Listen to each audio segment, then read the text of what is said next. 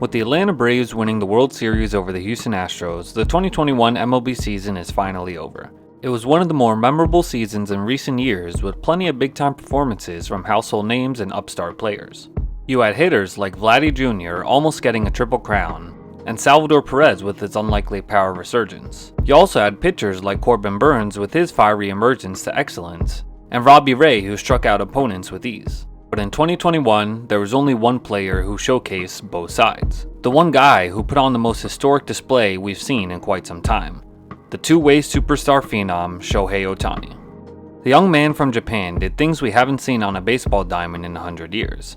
And for that reason, he is the deserved odds-on favorite to win MVP. So let's take a look at Ohtani's incomparable 2021 season in review and see just why he has lived up to the MVP hype.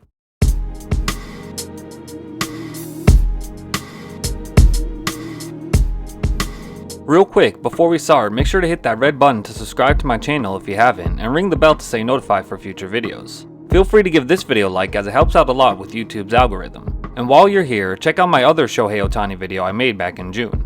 It was only the 5th video I ever made, and it helped blow up my channel to over 1,000 followers in just a few weeks. So I thought it was only right that I made a follow-up to cover my bases since then, pun intended. Thanks so much for all the support, and without further ado, let's get started. Coming into the 2021 season, nobody knew what kind of Shohei Ohtani we were going to get.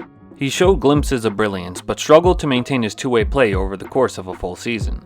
In 2018, as a rookie, he played 104 games as a batter, but only pitched in 10 games. He then hit in 106 games in 2019, but didn't pitch a single game due to injury. And then in 2020, he hit in 44 games, but only pitched in 2, again due to injury.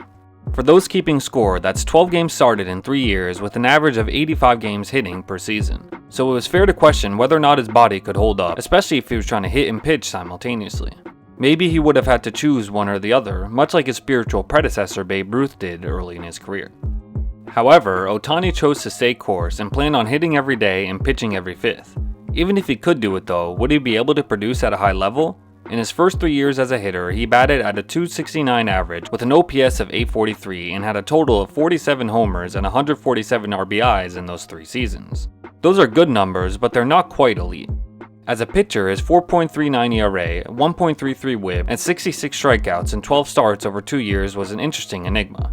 He had proven as a rookie that he could strike out hitters at a prodigious clip, and he had one of the nastiest splitters in the majors already in his arsenal. But again, could he do that over 20 starts while also hitting at a high clip? The jury was still out on it all. Yet, Shohei started to prove us all wrong very early on. In April, we got a preview into how crazy his season was about to be. In the first full month of the season, Ohtani hit 8 home runs, had 19 RBIs, and had an average of .283 and an OPS of .972.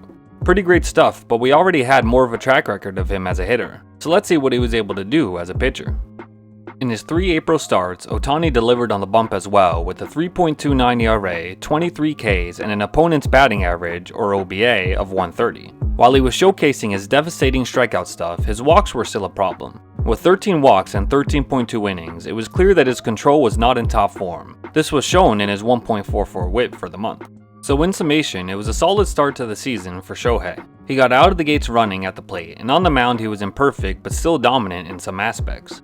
The question was whether he could keep it up in the following months. Well, it sure looked like it, as in May he had 7 more homers and had 21 RBIs, while his average and OPS dipped to a still respectable .245 and .882 respectively.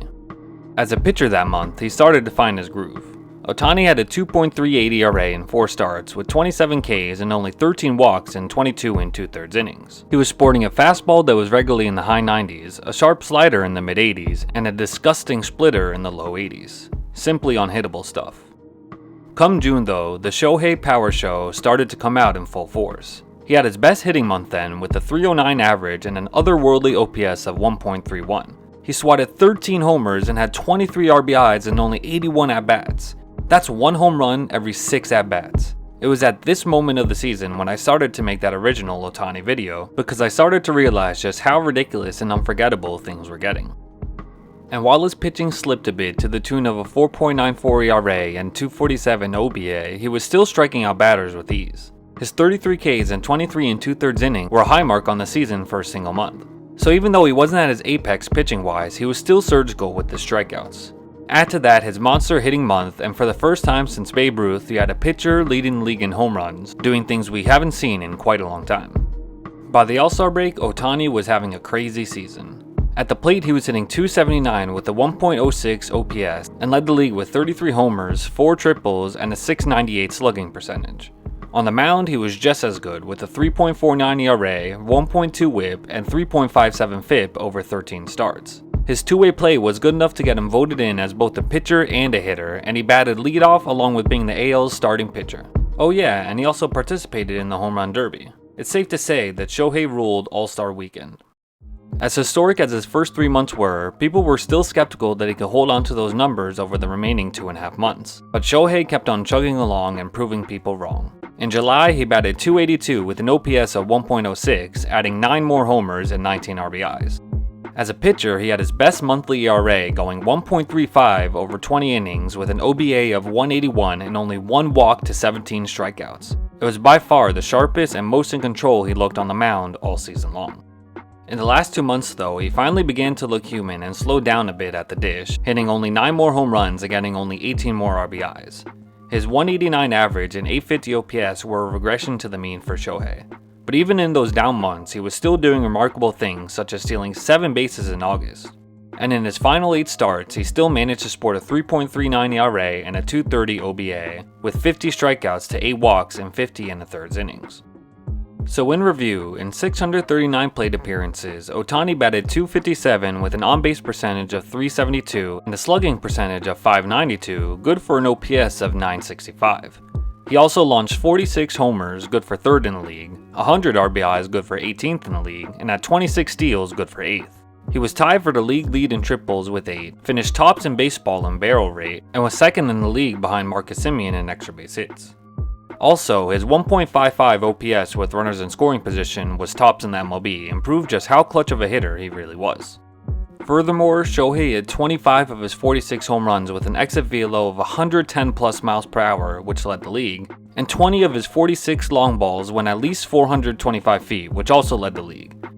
In short, Shohei hit the ball hard and far better than any other slugger in the majors. By all hitting metrics, Shohei was a top 3 offensive producer in 2021, hitting for doubles, triples, and homers while also stealing plenty of bags.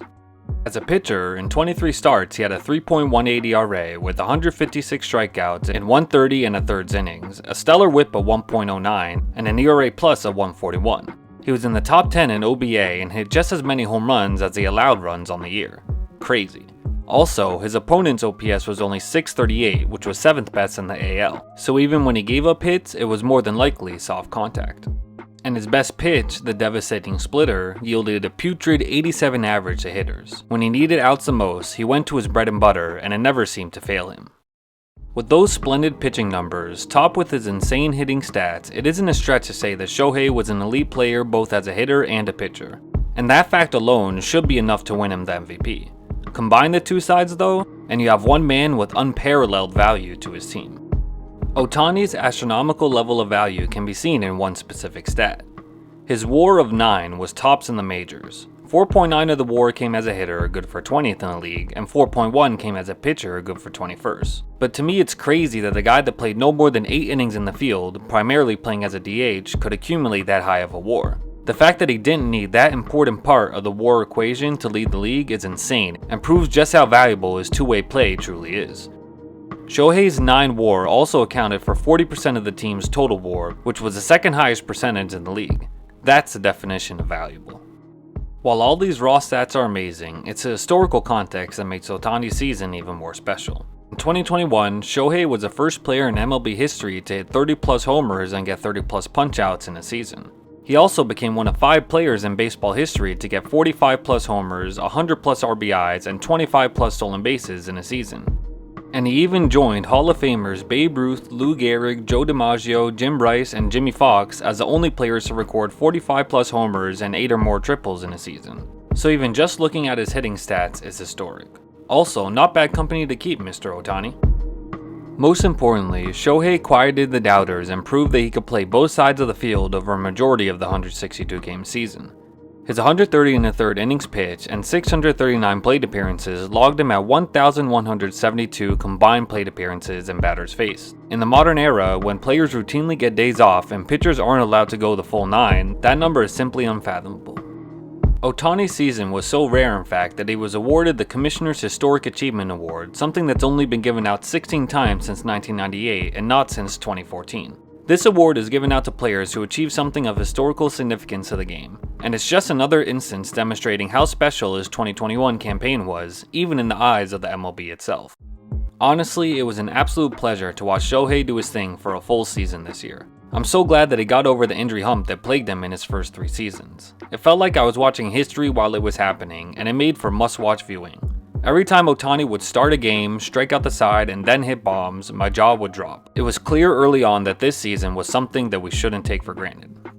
When I made my first video on Shohei, I made the claim that he was a baseball superstar 100 years in the making, and that he was a new Babe Ruth. But in truth, Shohei is doing things that not even Ruth could have dreamed of. The Bambino didn't truly become the Sultan of SWAT until the season after he stopped pitching regularly.